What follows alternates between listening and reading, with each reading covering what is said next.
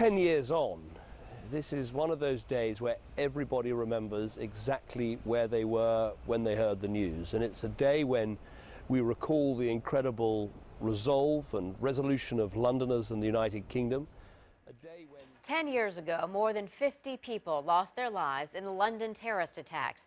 On July 7, 2005, 4 suicide bombers blew themselves up on the city's public transport network during the morning rush hour. Today, British Prime Minister David Cameron, London Mayor Boris Johnson, and other senior politicians and police officers gathered at the 7/7 Memorial in London's Hyde Park to remember the victims.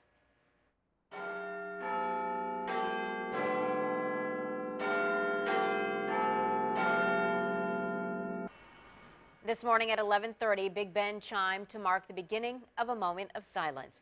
People stopped what they were doing across London to remember the victims.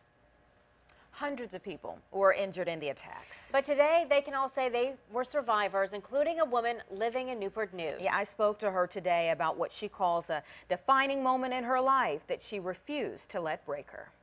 Today, Katie Ellis is a wife and mother of 3 beautiful children. But on this day, 10 years ago, she was preparing to graduate from college in London with her sister as a gift from their proud parents. We were just trying to figure out where we were going, make sure we were on the correct train.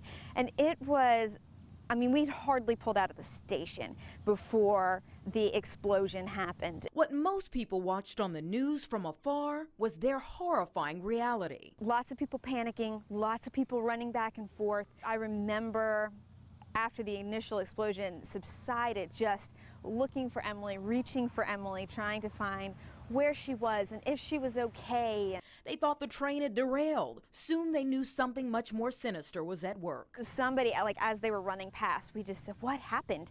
And they said, "Oh, how do you not know? There was a bomb right there." A terrorist attack. Katie and her sister were the only 2 Americans seriously hurt. Both of us sustained just serious debris injuries, as debris and burning. Emily and I were labeled as they're the first to go off, because basically everybody that was more hurt than us was dead. They were immediately rushed to the hospital where they stayed for 2 weeks. She still bears the scars from the surgeries, and some of the damage will never be reversed. I have no hearing in my right ear. But they refuse to be victims forever. We're not going to live in fear. We're not going to live in terror. That's not who we are, and that's not, that's not the victory we want to live in. She says if they changed the way they lived their lives, the terrorists would have won, and she wasn't about to let them accomplish their mission.